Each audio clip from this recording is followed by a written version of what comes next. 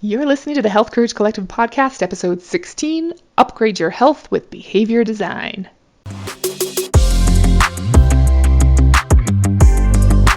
Welcome to the Health Courage Collective podcast, the show for women who are too busy to slog through hours of generalized, inapplicable, and often contradictory health information, but too smart to ignore that a few minutes of focused attention now can prevent years of suffering in the future. I'm your host, Christina Hackett, a pharmacist who doesn't want you to live on prescriptions, a certified coach specifically trained to maximize your potential, and a compulsive learner obsessed with preventative, cutting-edge, holistic, and integrative medicine. I'm on a mission to increase your physical and mental resilience so you can fearlessly look forward to your next 40-plus limitless years. Your time is now. Let's go. Hello, welcome back. It's so great to be with you today. Thanks for being here. Are you loving the fall weather? October and November are my favorites, which is really true, but whenever I say that now, it makes me think of Jim Gaffigan mocking me. If you've ever heard his bit about seasons, I'm totally that person he's impersonating who's like, fall's my favorite season. My favorite season that I'm voting for in America's Next Top Season is fall. The foliage! Let's drive by the foliage! Anyway, I love Jim Gaffigan and my kids quote him all the time, which is fine by me. That's all to say that I'm having a great fall, and I hope you are too. Today we're going to talk about behavior design. 2 weeks ago, we talked about how you don't decide your future. You choose your habits, and they decide your future. And about how habits are the closest things we humans have to superpowers. Habits don't require thought, energy, or willpower. They're just on autopilot, but they still have that compounding effect. I'm sure you've heard that Albert Einstein said compounding interest is the eighth wonder of the world, and we can harness that power through little habits repeated over and over. A friend at my church read a little inspirational thought the other day that used the phrase relentless incrementalism. I hadn't heard that before, but I love it.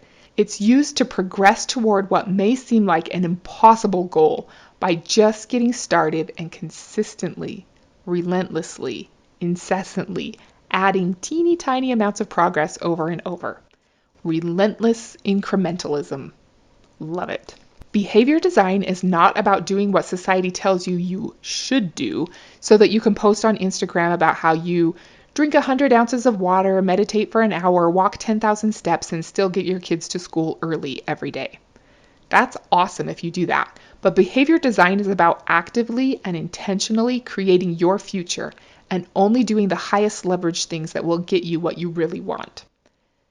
Not what someone else says you should want. Behavior design is things you start and things you stop, and things that sound lovely but aren't worth your effort right now because they're not the highest leverage element in the creation of your future. Because the result you want will be different than somebody else, your path should be too. You can be the designer of your world and not just the consumer of it.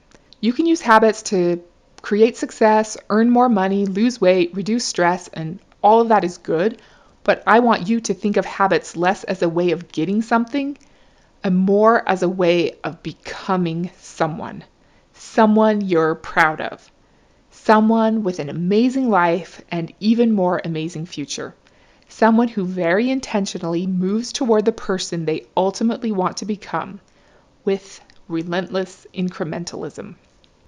BJ Fogg is a professor at Stanford who founded the Behavior Design Lab at Stanford and does a lot of research about behavior design.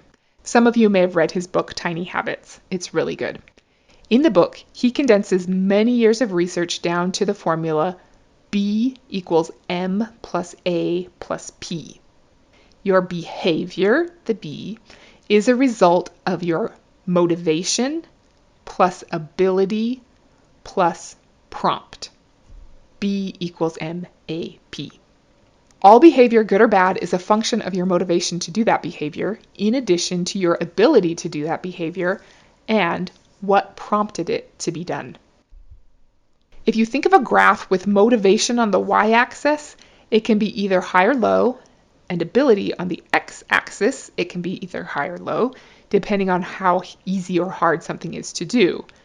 Then on the graph, there's something he calls the action line, which is the sweet spot for action.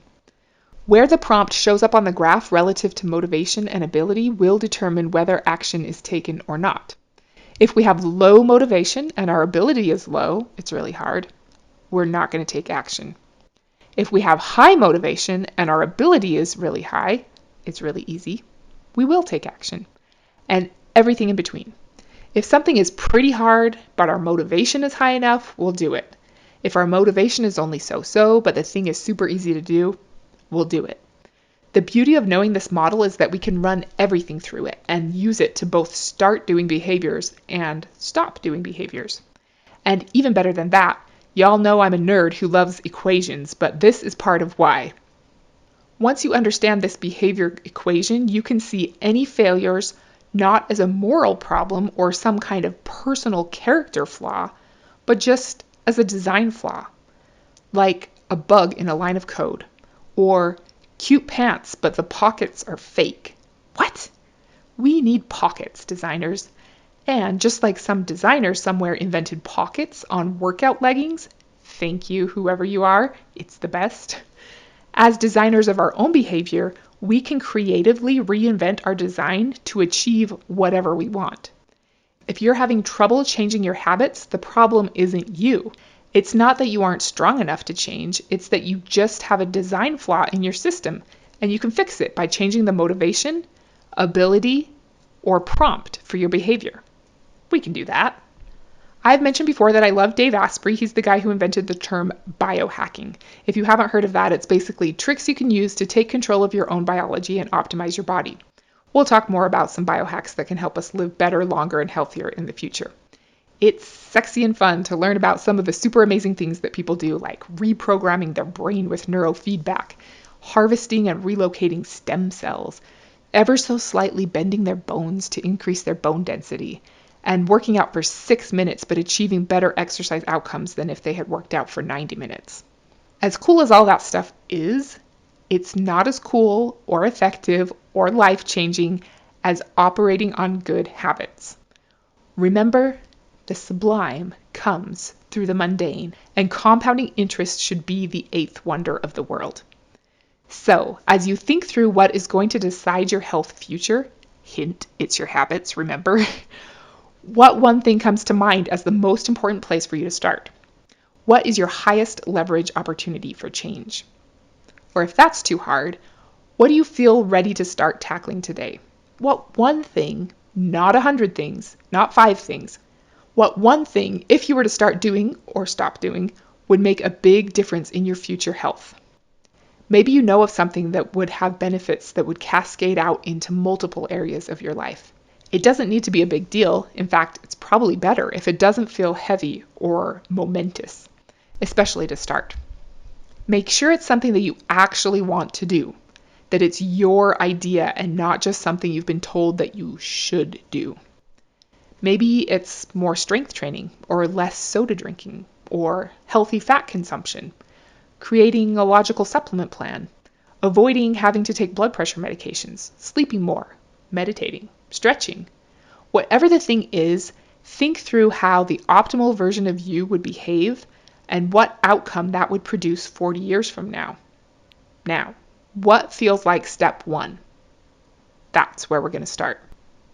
How can you design a world where it's easy to do what you actually want to do? What reimagining of your environment or routine can you do to make it so the actions that matter most are the easiest to take? Remember, behavior equals motivation plus ability plus prompt. James Clear has a very similar framework in his book, Atomic Habits. He says, make it obvious, make it attractive, make it easy, and make it satisfying. This is pretty much the same as making sure the prompt is above the action line in terms of motivation and ability. And remember, bad habits are not different from good habits when it comes to their components. Behavior is behavior. It's always a result of motivation, ability, and prompt all coming together. When you want to install a new habit that you might forget to do, it's good to start by anchoring your prompt to another habit you already do reliably, like brushing your teeth, going to the bathroom, bringing in the mail, eating dinner, etc. When I wanted to install the habit of logging all my food, I decided that before I put the first morsel of food in my mouth for the day, I would pause and record what I was about to eat in the app I use, Chronometer. A lot of times I also knew what next several things I planned to eat that day, so I'd use the momentum to quickly type those things in too. This helped in a lot of ways, one of which was removing the barrier of time and effort of trying to remember and log every little thing I ate all day long at the end of the day or around dinner time. It's so much easier to stick to your plan when you get to dinner time knowing exactly what nutrients are on your plan, how many of them you've eaten so far, and what's left. And I was a lot less likely to skip logging my dinner after I had already done such a good job logging everything else up to that point. So, deliberately choose your prompts and anchor them to something reliable. Remember that prompts are the invisible drivers of our lives, and no behavior happens without a prompt to act. If you're trying to stop a certain behavior, think about what prompts you to do it, and whether you can make that prompt invisible, or change it to become the prompt for something positive instead. After you're prompted, you do the behavior you've decided is important to you to do. Remember the graph of motivation and ability? This is a hugely important point. You don't want to plan for the days when your motivation is at an all-time high. Yes, it's exciting to imagine yourself lifting heavy for 90 minutes till complete muscle exhaustion, never taking another sip of soda, having a perfectly orchestrated and precisely planned regimen of personalized supplements, always going to bed by 10 p.m., and meditating for 30 minutes every single day.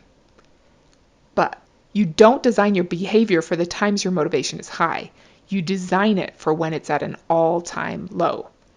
On your very worst days, what will you be able to do? One lunge? Leave one sip of soda left in your can when you throw it away.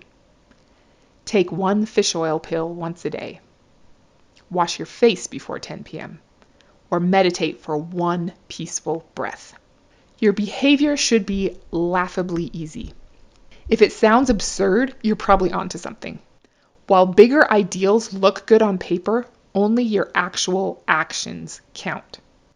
As Stephen Guise says in his book Mini Habits, be the person with embarrassing goals and impressive results, instead of one of the many people with impressive goals and embarrassing results. Awesome, right? Embarrassing goals and impressive results. I love it. He says to let action precede motivation. Usually the most challenging part is getting started because we don't feel like it. So making the whole thing you need to do tiny puts your prompt over the action line and gets you started. Don't fall into the trap of saying you're going to do one lunge but feel like a failure if you don't do 25. If you do one, that's a win. If you get started and genuinely want to do more, fine. But always count one as a win. Remember, if you haven't been successful yet, the problem isn't with you. It's just a design flaw. You can achieve great things by starting small and staying consistent. Make it crazy easy to win and do it every single day, whether you have a lot of willpower left in the tank or not. After our anchor prompts us and we do our super tiny behavior, comes the most important part of the behavior design model. Are you ready? Maybe you already know it. It's celebration. You might think it'd be the least important part, but you'd be wrong. BJ Fogg is the first researcher to bring this point to light. So let me tell you what he says about it in his book, Tiny Habits. It's a little long, but really good. What might surprise you is this. In English, we do not have a perfect word to describe the positive feeling we get from experiencing success. I've read piles of scientific literature on related topics, and I've done my own research in this area, and I'm convinced that we are lacking a good word. The closest label is authentic pride, but that's not an exact match. So, with the encouragement of 3 of the world's experts on human emotion, I decided to create a new word for this feeling of success. Ready? I call this feeling shine. You know this feeling already. You feel shine when you ace an exam. You feel shine when you give a great presentation and people clap at the end. You feel shine when you smell something delicious that you cooked for the first time. I believe my celebration technique is a breakthrough in habit formation. I hope you can see why. By skillfully celebrating, you create a feeling of shine, which in turn causes your brain to encode the new habit. If I could teach you tiny habits in person, I would start our training by focusing on celebrations. I would help you find celebrations that are natural and effective for you. We would practice them together and it would be a blast. I would train you in celebrations before teaching you about the FOG behavior model, or the power of simplicity, or anchors, or recipes for tiny habits. Celebrations would be first because it is the most important skill for creating habits. End quote. So, the most important skill for creating habits is a big deal, right? Have you ever thought of your ability to celebrate as a skill? It is, and it's an important one. I'd love it if you put it on your resume. Strong work ethic, excellent team player, proficient at Microsoft Excel, world-class celebrator. For real, if you haven't succeeded yet, it's not a personal flaw. It's just a design flaw, and the flaw might be not celebrating enough. We didn't know how much we needed those pockets in our exercise leggings till a designer created them that way. And you won't know how much you need celebration till you upgrade your behavior design and give it a try. How do you naturally celebrate? Do you know? If your team wins in overtime, what do? If your kid puts down his video game controller to listen to you, what do? If you make your shot into the garbage can from across the room, what do? Mine is easy. In all of those situations, I automatically throw both my hands in the air and yell, "Yeah!" So that's my habit celebration too. What's yours? Take a minute to think through your most natural outburst of celebration and commit to using that when you complete your tiny behavior. I think having some additional options as add-ins is fine too. Remember my new favorite phrase? That's like me. That's a great one to add in here. Use it for all the good and hard things you do all day long. But why not do your personal celebration? Maybe it's a fist pump, yes, followed by a "that's like me." Now, it's important that the celebration be right after the tiny behavior. Celebrate immediately and with genuine intensity. Woohoo! In the book Atomic Habits, James Clear says, with a fuller understanding of what causes our brain to repeat some behaviors and avoid others, let's update the cardinal rule of behavior change to what is immediately rewarded is repeated, what is immediately punished is avoided. That's important to keep in mind because when we're thinking about making a healthy lifestyle change, we oftentimes think the reward will be the result, better health. But now we know that unless the reward is immediate, it doesn't reinforce the behavior enough to want to repeat it. Another quote from B.J. Fogg is, "Celebration will one day be ranked alongside mindfulness and gratitude as daily practices that contribute most to our overall happiness and well-being. If you learn just one thing from my entire book, I hope it's this. Celebrate your tiny successes. This one small shift in your life can have a massive impact, even when you feel there is no way up or out of your situation. Celebration can be your lifeline." End quote.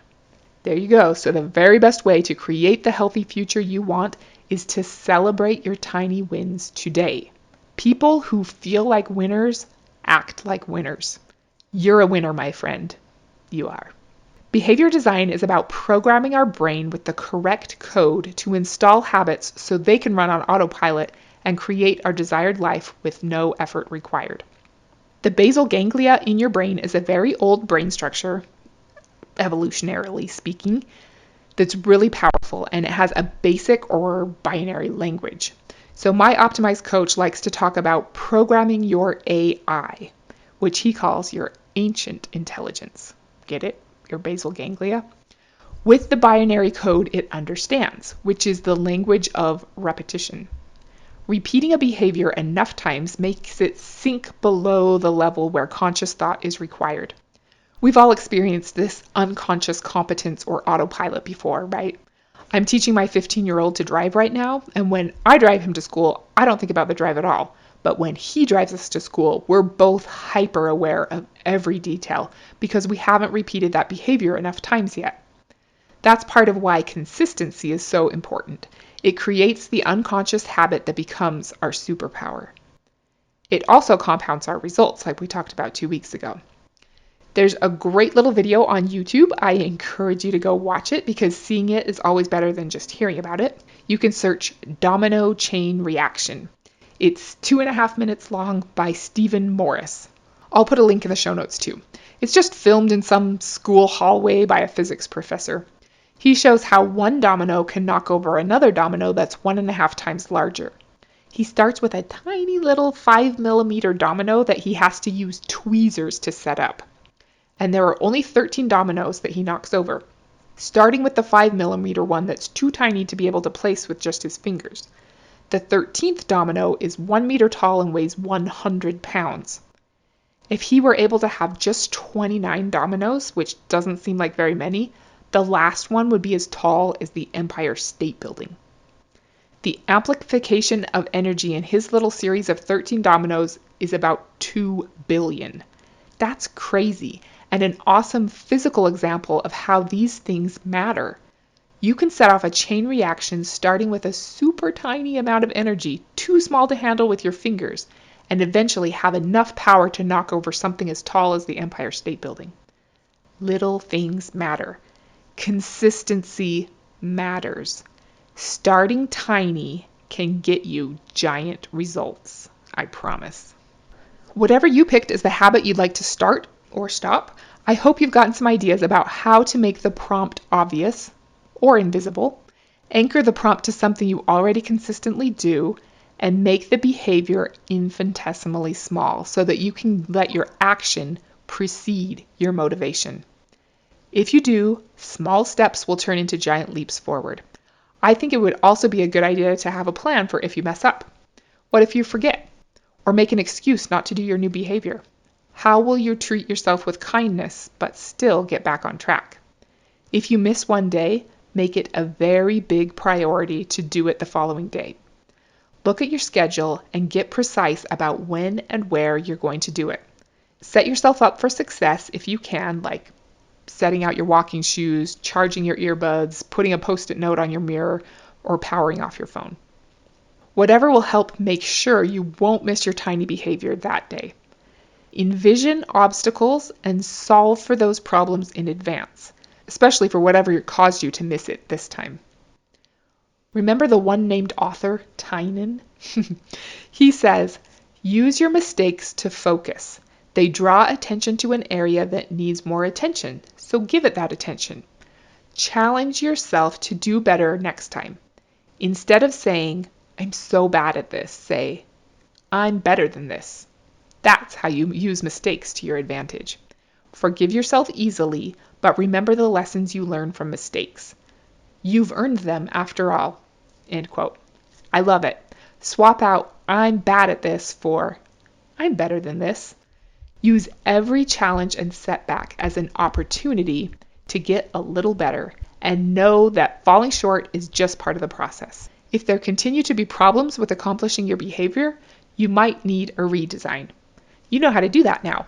Maybe you need to go tinier, make the prompt more obvious, or increase your motivation by recruiting other people to compete with you, hold you accountable, or check in and cheer you on. Okay, pop quiz. What did I leave out just now about the behavior design process? Here's a hint. It's the most important part. Celebration! Remember the feeling of shine? I really hope to impress upon you that you can change however you choose with these skills, but that people most effectively and most permanently change when they feel good. It seems like feeling guilty for eating fast food, feeling lazy for not going for a walk, feeling irresponsible for not getting enough vitamins, or feeling ashamed for not doing more to prevent having to start on blood pressure medication would drive us to do more to be the people we really want to be. But it doesn't. Really. We're much more likely to change when we're proud of feeding our friendly gut bacteria the vegetable fiber they love, feeling triumphant for walking around the block to stabilize our blood sugar response after a meal, feeling smart for figuring out how to give our body all the nutrients it needs to run optimally, or feeling empowered to influence our own biology without relying on prescription medications. Dr. Michelle Seeger is the world's leading authority on what motivates people to choose and maintain healthy behaviors. And her research shows that in order to boost your motivation to engage in a healthy behavior, you need to make an immediate positive connection between the healthy behavior and your life right now. Remember that what is immediately rewarded is repeated. For example, people are statistically much more likely to exercise when they say it makes them feel better that day than if they say it will help them feel better 10 years from now. That 10 years from now thing is still very much true, but it's not enough to motivate our behavior today. So celebrate and feel shine. Don't skip that step. It's the most important one. But also see what connections you can find between your healthy behavior and how you feel today. Do you sleep better? Do you get more done? Do you connect with your family more deeply? One thing that's guaranteed if you do your new behavior, whatever it is that it increases your self-efficacy. Intentionally repeating any positive behavior is training and believing in yourself. Your confidence goes up in accordance with how much you can trust yourself.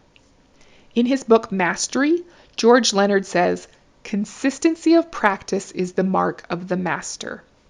And it's easy to get on the path of mastery. The real challenge lies in staying on it. And the desire of most people today for quick, sure, and highly visible results is perhaps the deadliest enemy of mastery. So here's to becoming the masters of our behavior and our biology. You know all the steps of behavior design. Don't forget to celebrate and don't succumb to the deadliest enemy of mastery. You've got this. Next week, we're going to talk about 8 different molecules, all referred to as vitamin E, and which ones are cooler than the others. Until then, don't be normal. Thank you so much for tuning into the Health Courage Collective podcast. I am truly honored that you have paid me the enormous compliment of your time and attention. I would be so grateful if you would share this podcast with someone you know and subscribe so you never miss an episode. This podcast is for entertainment and information purposes only. Statements and views on this podcast are not medical advice. This podcast, including Christina Hackett and producers, disclaim responsibility for any possible adverse events by use of information contained herein. If you think you have a medical problem, consult a licensed physician.